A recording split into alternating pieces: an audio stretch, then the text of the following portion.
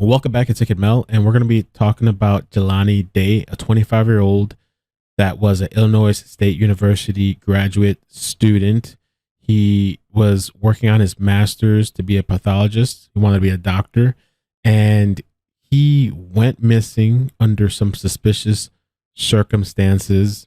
And there's been some recent updates with this story. Jelani graduated from Alabama A&M. He pledged Omega Psi Phi fraternity. He's now enrolled at Illinois State University. He's very driven. Jelani is energetic. He's full of life, and he's goal driven. He knows what he wants, and his goal was to be Dr. Jelani Day.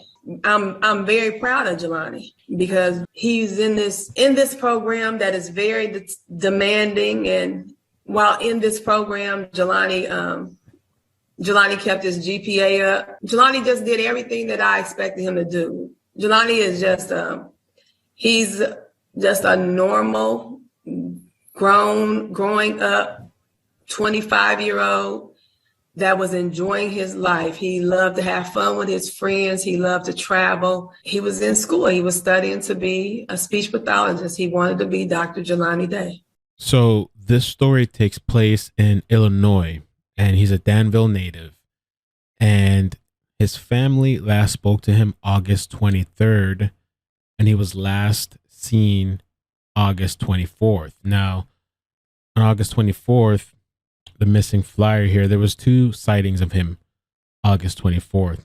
So the first one, Jelani was last seen Tuesday morning, 8/24/2021, on a security camera at the ISU Bone Student Center. He was reported missing by his family and professor the following day, August 25th. But sticking to August 24th, we have the first sighting or video surveillance. According to the police statement from Bloomington Police Department, says they obtained photograph/video of Jelani and his clothing from a security camera at ISU's Bone Student Center on Tuesday, 8/24/2021 at approximately 7:20 a.m.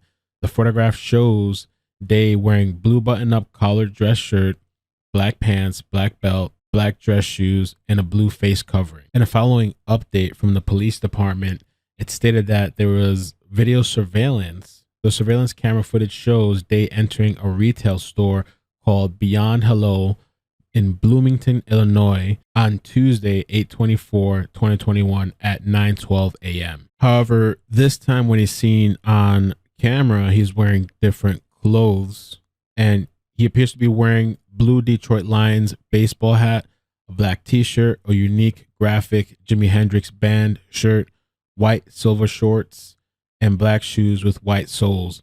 The exterior surveillance video also shows Day's white Chrysler 300 in the parking lot of the business. So just to get a visual, August 24th, 7:20 a.m., Bone Student Center. This is the ISU main campus. And then around 9:12, I believe it was, he's seen at Beyond Hello Bloomington Cannabis. It's about 3 miles away, pretty close by. He's wearing different clothes. August 25th, his family and professor report him missing. Then on August 26th at 4:20 p.m., his vehicle is found, and it's quite a bit away, about an hour drive. It was around 12th Street and West Clocks Avenue. When officers arrived, a vehicle was located concealed in a wooded area. Upon a search of law enforcement computerized files, it was determined the vehicle was a vehicle of interest in the missing person case. And so if we scroll up here, about 60 something miles plus,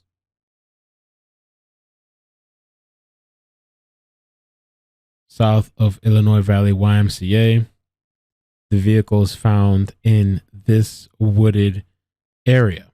So yeah, for sure, the way this vehicle was found is suspicious, that it was concealed in a wooded area. They put it together that it was Jelani's car. That day, according to the report, based on the findings when recovering the vehicle, a command post was established, an extensive K-9 search by Illinois State Police, drone aerial searches by Peru Fire and Utica Fire drones, as well as ground search by teams from Peru, Utica, and the fire departments. Peru police were also assisted by detectives from Bloomington Police and State Attorneys Todd Martin. Early this morning, the vehicle was removed and transported to a secure facility pending further processing.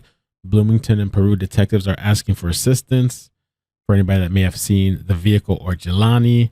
And so they give a description. The other thing that was stated by police was that the clothing that he walked into the cannabis dispensary is what was found in the car as well.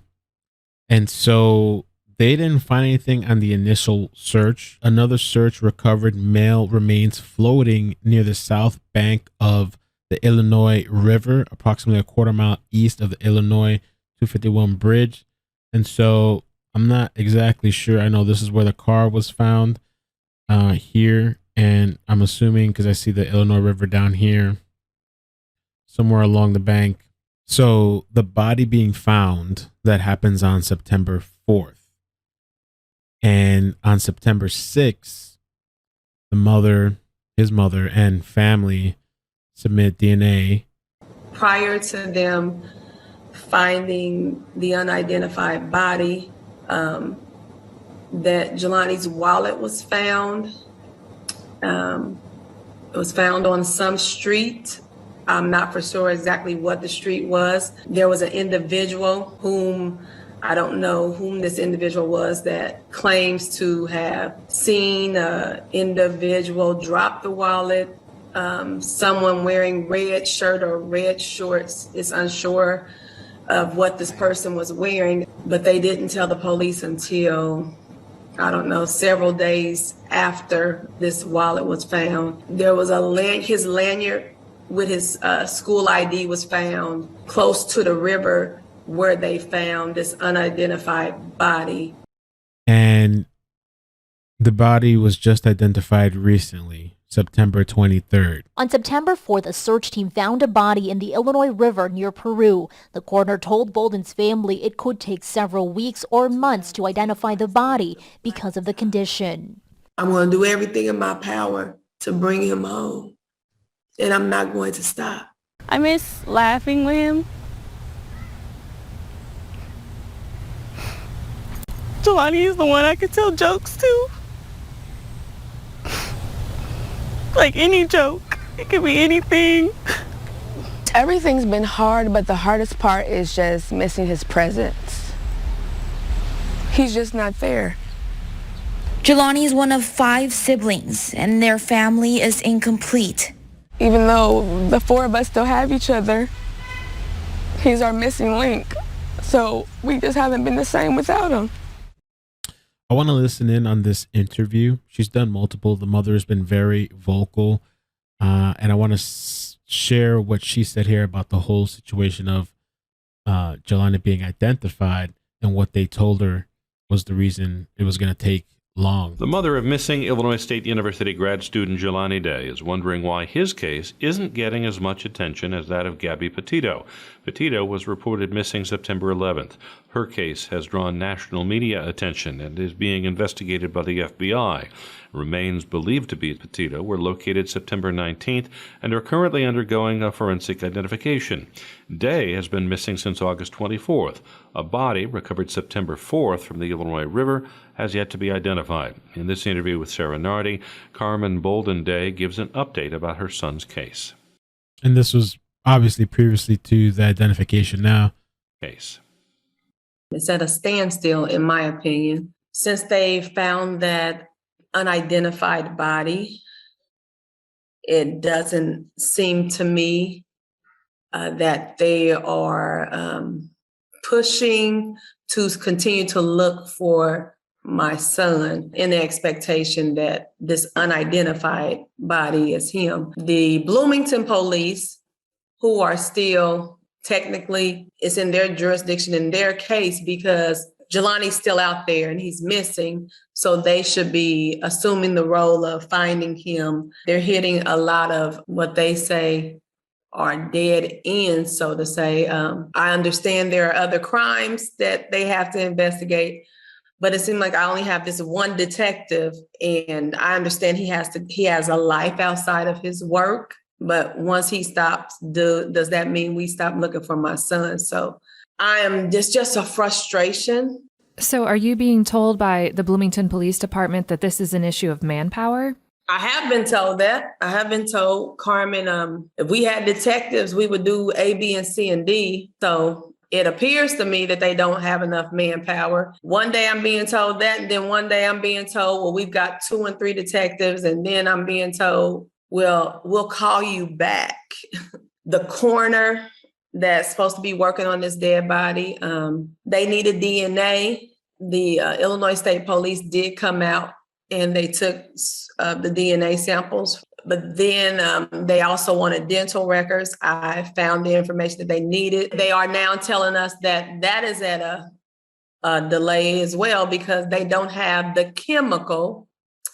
The state lab does not have the chemical that is needed to process the DNA. I don't know, I'm not a scientist, but you would think by this being a state lab that they can collaborate with other state agencies or even different state agencies to see, hey, can we borrow some of this chemical? You would think they have some type of connections to get this chemical from somewhere. So does it seem to you that since this body has been recovered from the Illinois River, that the people have reached the conclusion that this must be Jelani? And because they've concluded that the investigation into the case of your son has really fallen off? Even though they say that's not the case, it's quite evident that it is because there's been a lack of enthusiasm, a lack of anything. I don't have anything. Peru, they're not telling me anything. I don't know anything. I don't know if it was their child. Maybe there would be an urgency on this. Maybe they would still be looking. You've mentioned in some of your social media posts that you think that there might be a racial component to the way Jelani's case is being handled. Do you think that it would be handled any differently if this were the case of a missing female grad student with blonde hair and blue eyes? I'm going to say if this had been a missing grad student that had blonde hair and blue eyes, period, this would have been a whole different situation. I don't think the gender made a difference. I think, and again, I just think that the fact that this is a Black male versus someone that was white, we get a whole different perspective of how it's being handled and how it's looked at. And you've drawn attention on your social media posts to the disparity in the way that the case of a missing woman, Gabby Petito, who has blonde hair and blue eyes, has been handled in comparison to the way your son's case has been handled. Gabby's case is getting more media attention and it's certainly getting more resources. How do you make sense of that as a mother and as a human being? It's very hard to make sense of because it's like they're telling me that my son isn't as important. And he is. He's just as important. Like, I'm not sitting in this seat and saying that I'm devaluing this young lady's life because I can totally understand what her mother and her family is going through. I wouldn't even minimize their pain. I wouldn't do that. But do you not see us? Do you not see me? Do you not see my son? He is loved. He is wanted. He is important. That was Carmen Bolden, mother of missing ISU grad student Jelani Day. Bloomington Police Department did release a statement after Jelani was identified, and a lot of it reiterates everything we've covered. The part that we need to talk about a little bit, we'll just go over, is that he was identified through forensic dental identification and DNA testing and comparison. Currently, the cause of death is unknown, pending further investigation and toxicology testing. And it just goes on to list multiple agencies and reiterate the story that we just covered. Jelani's mother and family did put out a statement as well. From the family of Jelani Day, there are no words to clearly communicate our devastation. We learned this morning from LaSalle County Coroner the deceased man found in Peru, Illinois, on Saturday, September 4th, is Jelani. Our hearts are broken. We ask that you continue to pray for our family during what will be very hard days ahead. Throughout these 30 days, our very first concern was finding Jelani, and now we need to find out what happened to Jelani. At this moment, there are more questions than answers surrounding Jelani's disappearance and death, and that is what we will focus our energy on. At this moment, we do not know what happened to Jelani, and we will not stop until we do. This week, we learned new evidence has been discovered, and police are working new leads related to Jelani's disappearance. This case is not closed, and the investigation is not over. We still need people who have information to come forward. If you know anything about what happened to Jelani or had contact with Jelani in the days and weeks before his disappearance, please contact Bloomington Police Department Paul Jones at 309-434-2548 or email him. We also have hired JAB Professional Services. They have a private investigator. And so there's the email and phone number contact. The family is offering a $25,000 cash reward. Also, there is a GoFundMe, which I'll put the link in the description in the comment section below. They also go on to thank everybody that's shown love and support to Jelani, the story, and the family. Now, this is I believe the official page that's run by the family. You can check that out as well on Facebook. And this is the GoFundMe. I'll put the link down below. Condolences to the family, and I hope for justice. It definitely seems something malicious happened, though they're stating the cause of death is unknown and what happened is pretty much unknown. So we're going to have to wait and see. I'll probably do a follow-up once we get an update on this story. Thank you very much for watching. Please hit the like button, subscribe, turn on the bell notifications. Appreciate you guys. Take care of yourselves, and peace.